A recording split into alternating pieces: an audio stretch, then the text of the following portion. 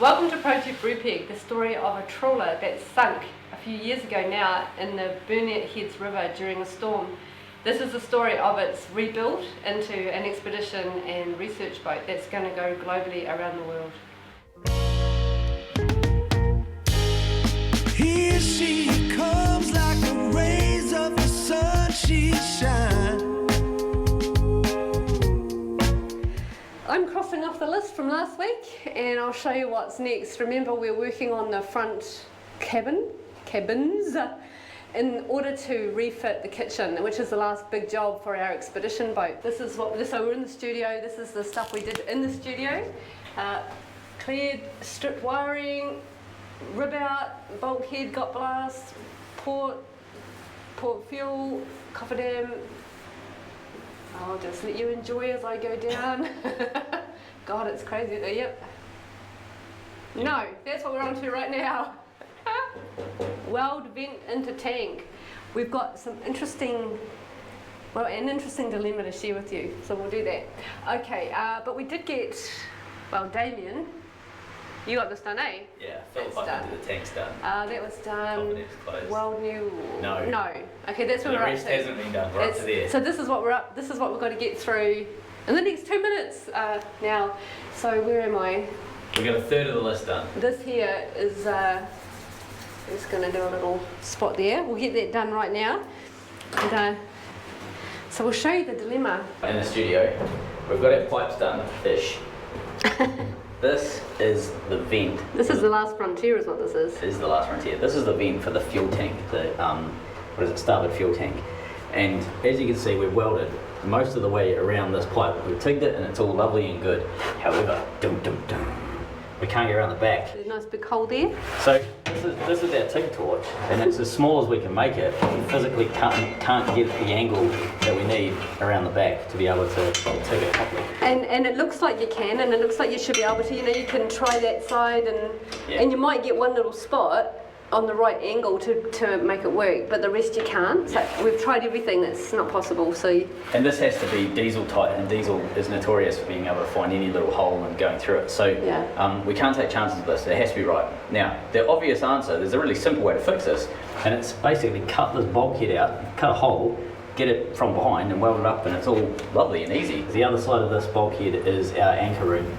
And it's really simple. Cut that out, we get it from behind, and we can just weld it up, and then we've got nothing in the way to weld this patch back up. You make it sound so easy. Yeah, so we're not doing that.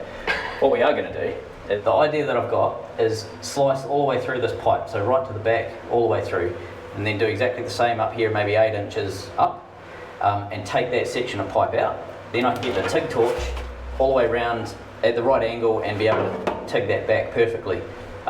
However, I have just basically created 2 gaps that I need to TIG up as well. So the plan to get to those is the 8-inch piece that we would have taken out, slice it down each side so that I've got 2 halves. And that way I can put the back half in, weld it on the inside, and then like right the way around on the inside, both top and bottom, and then put the front half in and weld that overlapping the weld and then down the sides, because I'll be able to get to both sides pretty easily.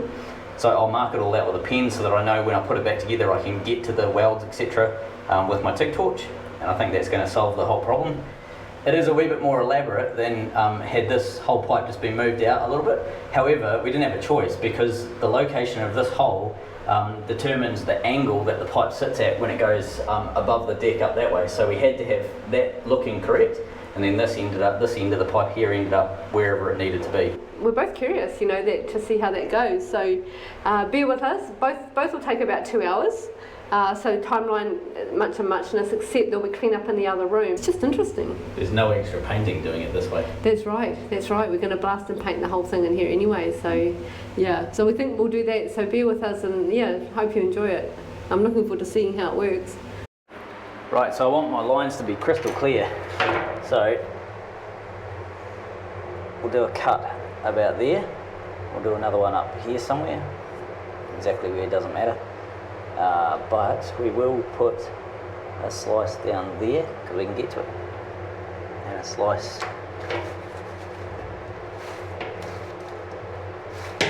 there. We can get to that too. Yeah, we can get it back. we can get to both of those.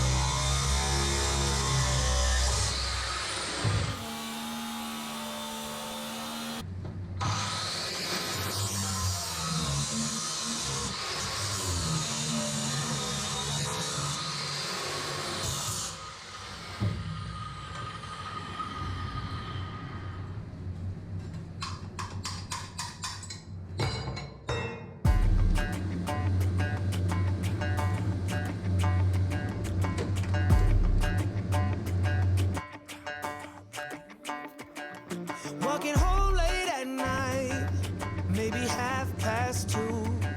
A little drunk, but I'm alright. Cause I've been hanging with you, and it feels like love. Tell me if I'm wrong, cause it feels like love. Yeah, it feels like love. Come on, come on, come on, come on, come on, come on. Don't know what you do, but you make me feel fine. And you can't deny we are not just feeling time. You should let me know if you want this true. Baby, you just make me feel crazy. A little crazy for you. Hey. I think about you and I want you here with me. Am I out of my mind? That's what you're left with. Internal welds. Now they are pretty bulbous. Same with the ones up there.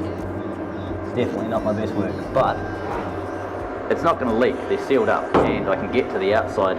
I basically have to make sure that I can get to the inside at the back there and seal those up really well, and then the rest can be got to the outside when I just start to put outside weld. So you can sort of see it's a wee bit of farting around, and it's sort of awkward to get to some of the angles, but it allows me to get to that very back end of the pipe where otherwise there's just no way I would have been able to do it. But the last job now is to take the cap that was cut and weld it back into that hole.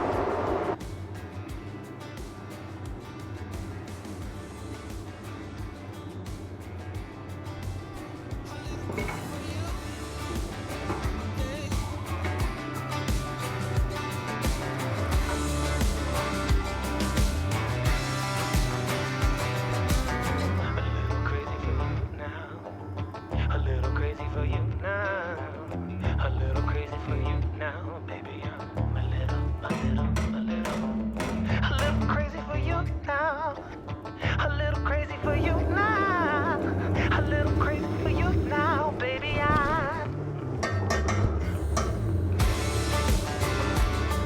Don't know what you do, but you make me feel fine. And you can't deny we are not just killing time. You should let me know if you want this true. Baby, you just make me feel crazy. A little crazy for you. I feel crazy. A little crazy for you, babe. Done. I need to go and clean it up a bit. Some of the welds are a little bit good enough, but Hard work to do. bloody awkward. Yeah, wonderful. We probably should have just cut a hole in the wall behind it and welded it. You think? Should be right. No, I love it. I love it. Right. You know what I really love? What's that? It's right now I don't have to think about blasting and repainting Another room. another room and put everything back and take everything out of it. That's true. I just think this is what, but you need to get out of this heat. It's like a sauna. Oh, it's only 60 odd degrees where I am. So we're at that stage, so it's the stage of the plumbing, strip the plumbing, the wiring.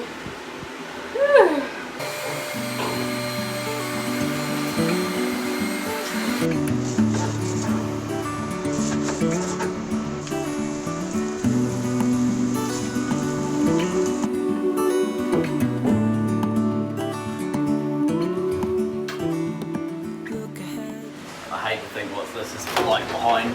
It's not too bad actually. Yep, it's not bad. This is our magical stainless bench, around which pretty much the whole galley's been created.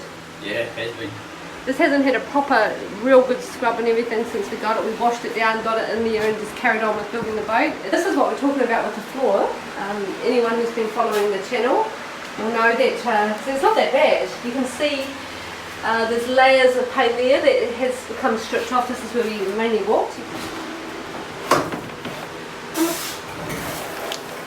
Bloody hell, this thing's heavy.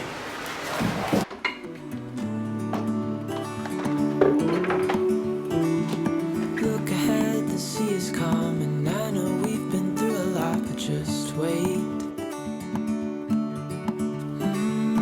Wait for better days to come and carry us like wind in our sails. Hold on tight, I can smell the shore, it's right in front of us if we just hold on tight. This vision that I saw is getting closer every dawn. We are dreamers of the shore.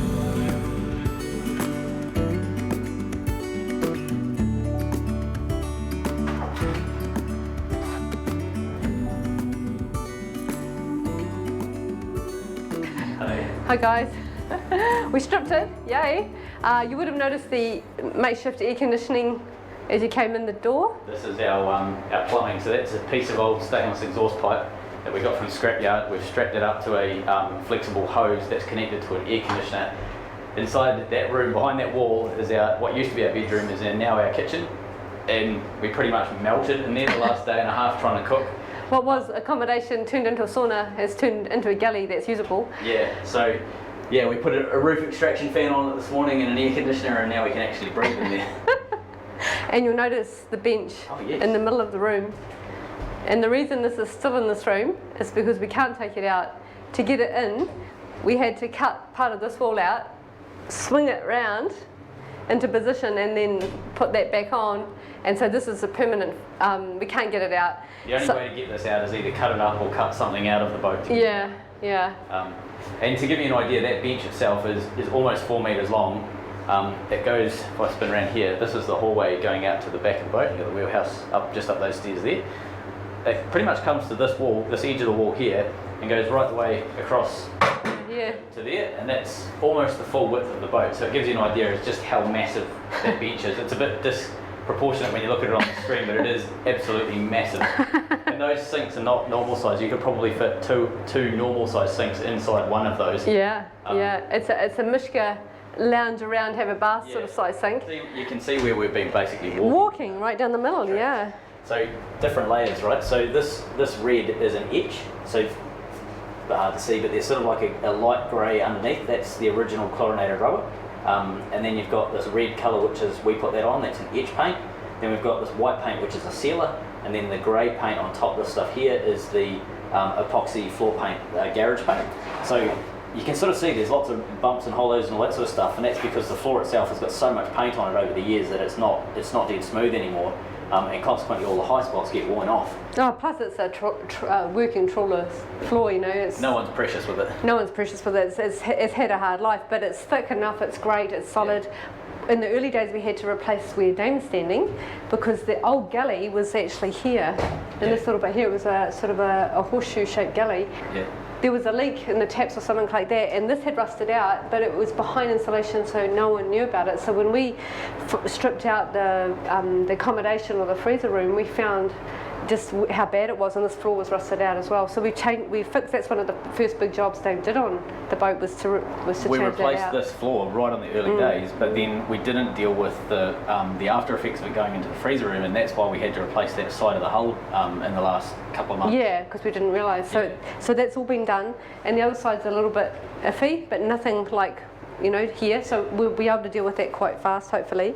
But what we do need to do is have the floor in here reasonably flat. So we're going to just check any bits that look a bit rough, a bit rusty, any rust coming through.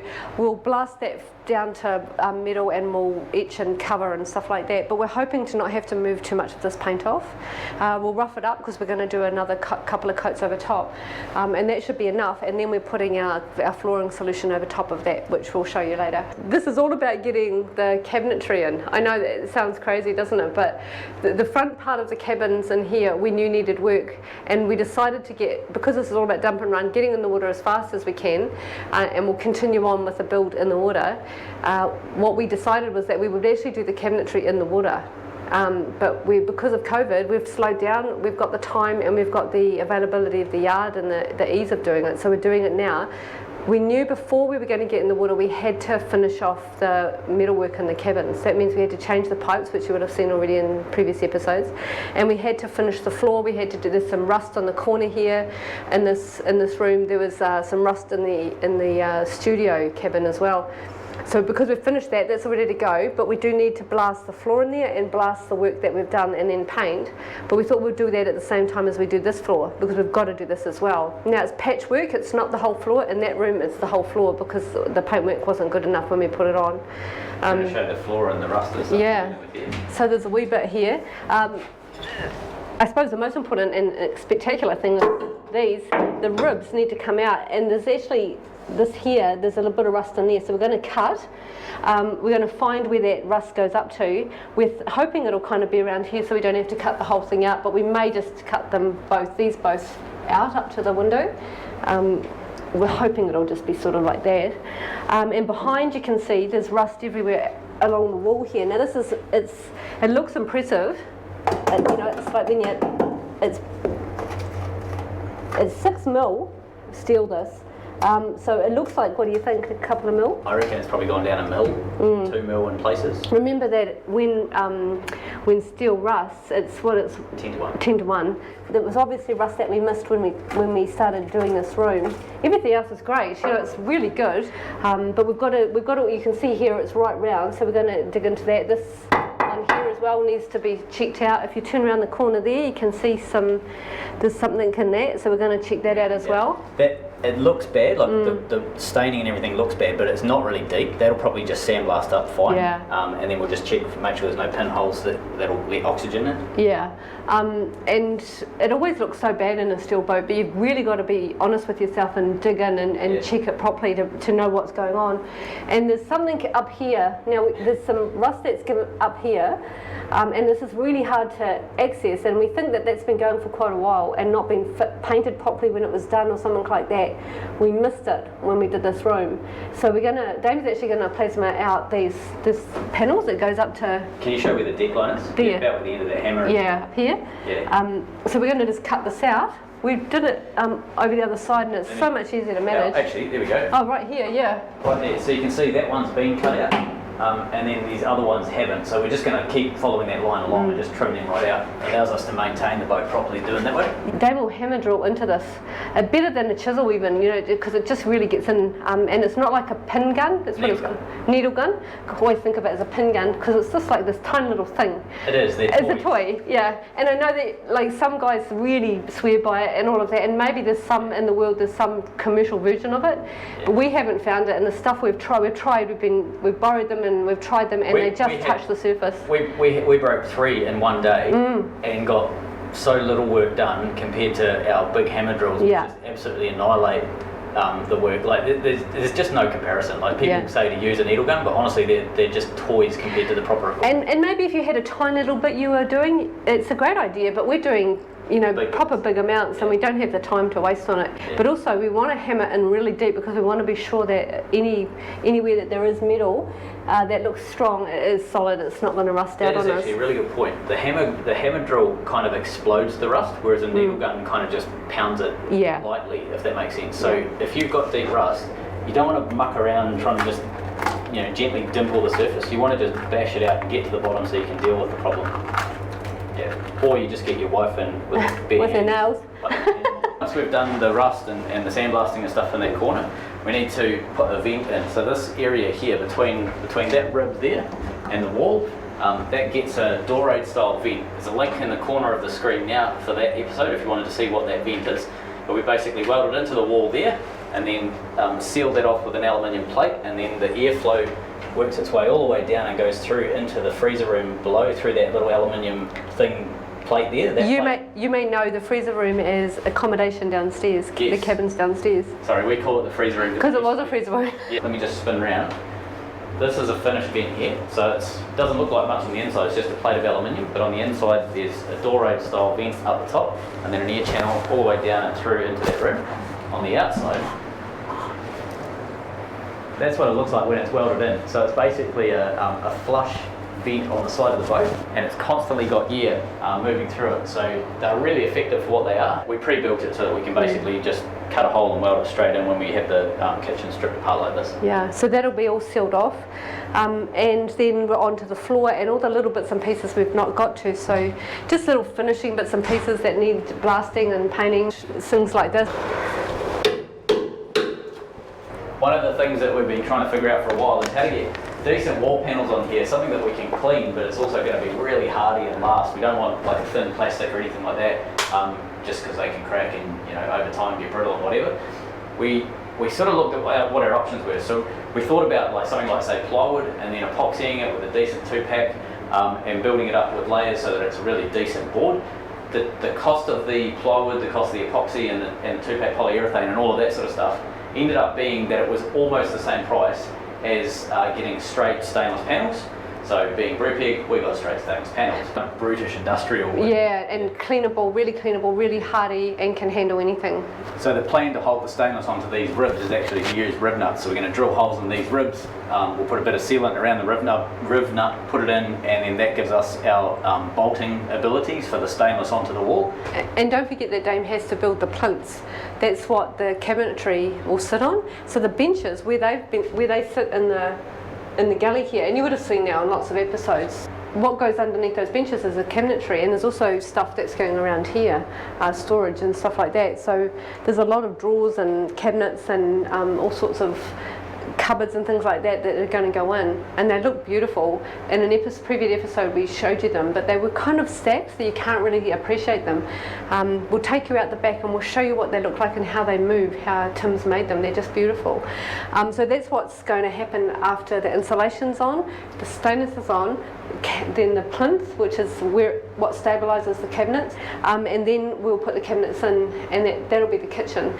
Tim is the most amazing builder of gadgets. It's not his profession either. It's electricity systems, but this is what they'll look like. There's a bit of glue on there. So we're just using these for storage up here at the moment. Most of these are actually downstairs in the portside cabin in storage, and quite a few of them are covered up. But this is what they move like. Now I know some people are going to freak out because that didn't look like she unlocked anything, and she didn't. Right now there is no locks on these drawers, but we will be putting something to lock them at sea. So Tim left that for us to decide. Yeah. Once we've got them in, we'll figure out what we've got to do. And we've got some great ideas, and we talked through lots of ideas with Tim. So we'll talk to you about it, and we'll explain what we decide. Yeah, they're beautiful, really absolutely stunning. Each one is the same. I love them, I think they're great.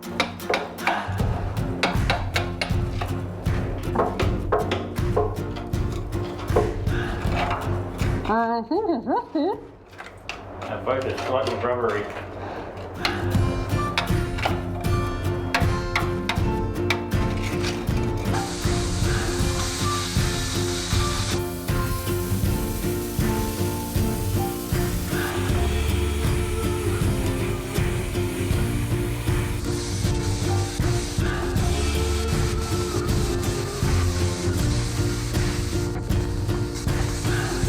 Without my love for the ocean,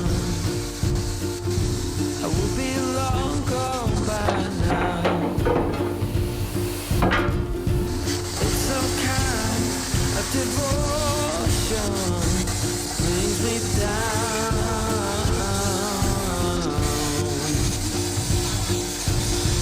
That without my love for the ocean,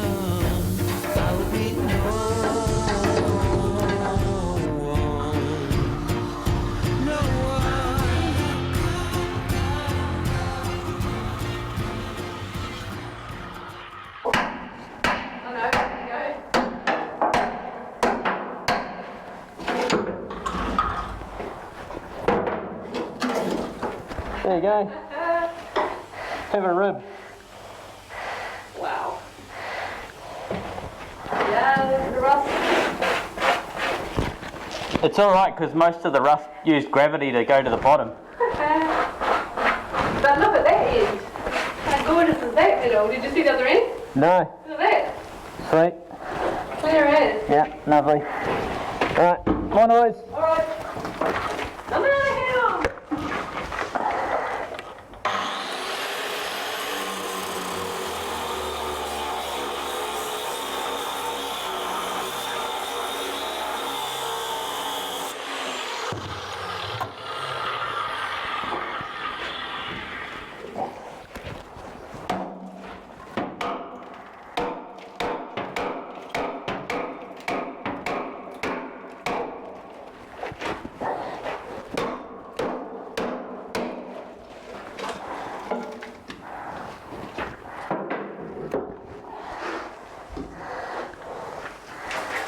Another one that's a wee bit dead.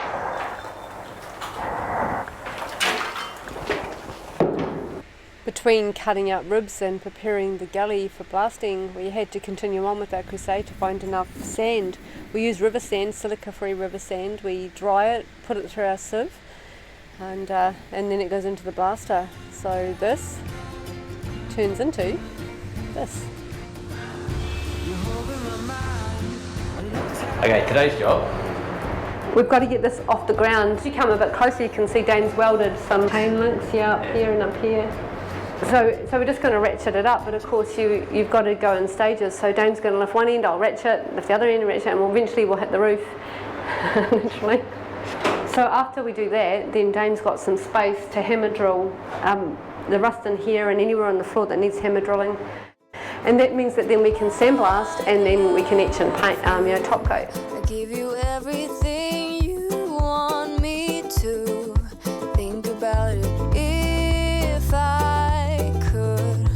I'd run down the moon and Trev was throwing some things out from his yacht, and he thought we might like to have a look at how this life raft, this 17-year-old life raft, works.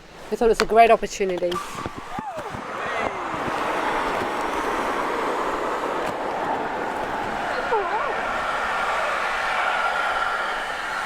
Can we put that air back in the cylinder and I'll keep it? That's our campsite sorted.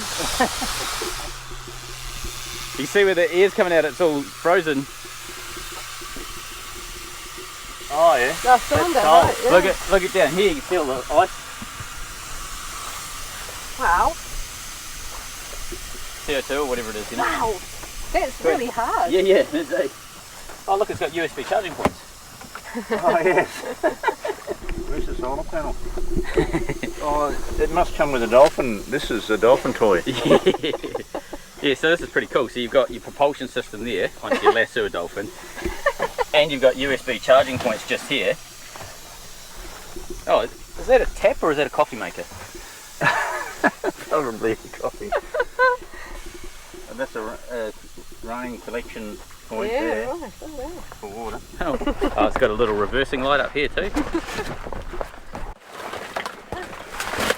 Well, there's your med kit sorted. I'm going in. Emergency going in? rations. What's an emergency ration? There's something. It's leaking. Leaking. Ah. Oh, but there's a bung. Put the Oh, bung. put the Screw the bung bung in. That's the scoop for getting out the water out. So Yeah. Shot glass. Shot glass. these would be something to suck on, wouldn't they? By the look of So what? 17 years ago. Bloody hell, and it's still inflated. Bloody That's hell. the rations. And Just then a there's the lump water of food. drinking. It'll keep you alive, but Wheat not in a flour, very pleasant wheat state. flour, veggies, soya fat, glucose, malt, and vitamins, What's that? and not much else. Yeah, I'm in a tier. lots of little. Oh, there's a whole little bunch of little ones. Oh! Describe You it. smell? It's like off biscuit. Oh, Jesus Christ. It's if a shark comes around, you can toss it over. Yeah. And if you're in the in here for a long period of time and you're feeling a bit flat, You got these out here too. of a list. Snakes, what to do. It might be me second guessing it, but I'd say snake bites are probably unlikely to happen if you're in a life raft. If you get bitten by one, you no need to worry. I retract that You're statement. going to be dead. I don't think there's anything here that would actually save you. Yeah. Place the victim at complete rest. Apply a firm roller bandage over the bitten area. Immobilise the limb with a splint. Arrange transport to medical care. Oh, there must be a phone in here. I've heard that that's actually a big issue Yeah. in survival. Is one of the biggest issues is the challenge with others. Keep your head right. Yeah. So there should be a TV in here somewhere. It should be. Have you checked? Did you go all the way around in there? I look check all the thoroughly. rooms? I did.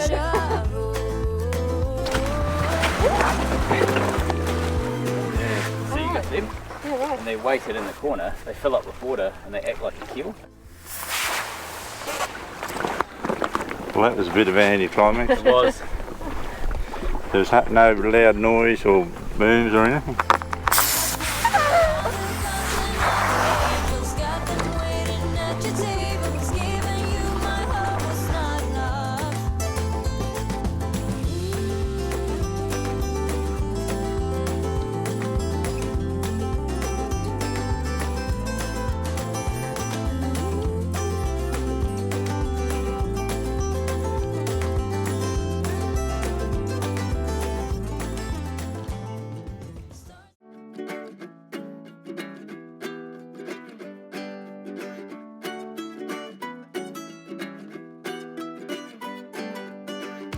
You got ice